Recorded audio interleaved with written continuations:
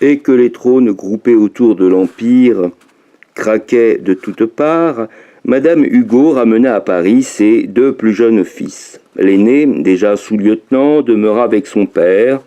Elle reprit son logement de la rue des Feuillantines et leur fit achever, sous le vieux monsieur Larivière, leur éducation classique. Tacite et Juvénal furent toujours la moelle de lion dont ils se nourrirent.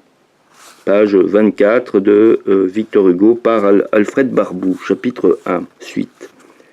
Les idées religieuses tenaient très peu de place dans cette forte et chaste discipline. Le fond de la philosophie de la mère était le voltairianisme, et femme positive qu'elle était, elle ne s'inquiéta pas d'y substituer une croyance pour ses fils.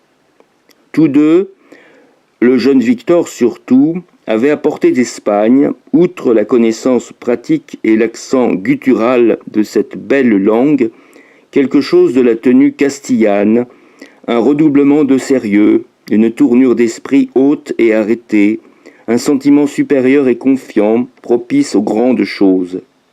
Ce soleil de la Sierra, en bronzant leur caractère, avait aussi doré leur imagination.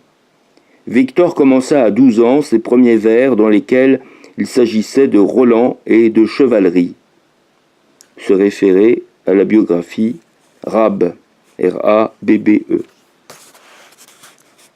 Non contente de soigner l'éducation morale et littéraire de ses enfants, Madame Hugo, voulant développer leur force physique, les contraignit à ratisser, à bêcher, à arroser, à jardiner en un mot.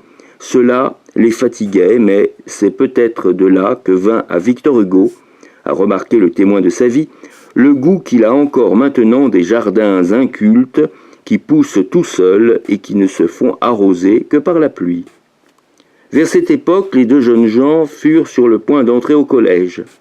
Cet attentat à leur liberté, commis par le proviseur d'un collège quelconque, le proviseur du lycée Napoléon, révolta le poète qui, après 26 ans, se souvint, dans les rayons et les ombres, de cet homme chauve et noir, effrayant, qui apportait des avis, qui disait qu'il fallait enfermer les jeunes gens pour les faire travailler.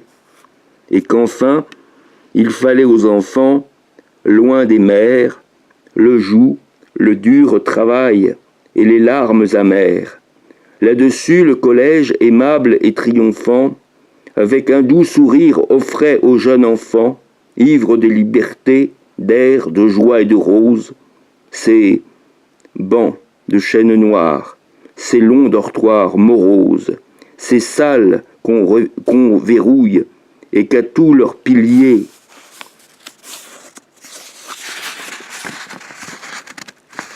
sculpte un vieux clou, sculpte avec un vieux clou l'ennui des écoliers, ces magistères qui font, parmi les paperasses, manger l'heure du jeu par les pinsommes voraces, et sans eau, sans gazon, sans arbres, sans fruits mûrs, sa grande cour pavée entre 4 grands murs. Heureusement, toutes les douces choses qui étaient dans les fleurs, les marronniers, le vent, parlèrent à la mère et lui dirent tout bas « Laisse-nous cet enfant ». La mère garda donc ses 2 fils.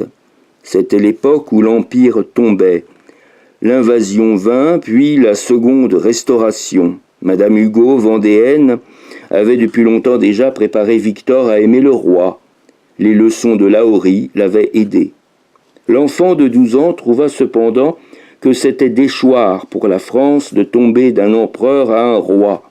Il gardait au fond du cœur quelques-unes des croyances de son père, vieux soldat, et s'il maudit plus tard le tyran, il ne put jamais se défendre d'une certaine admiration pour le capitaine.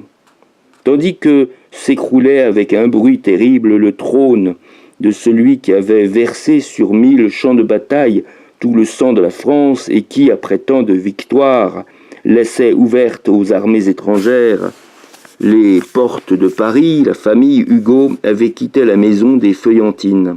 Page 27.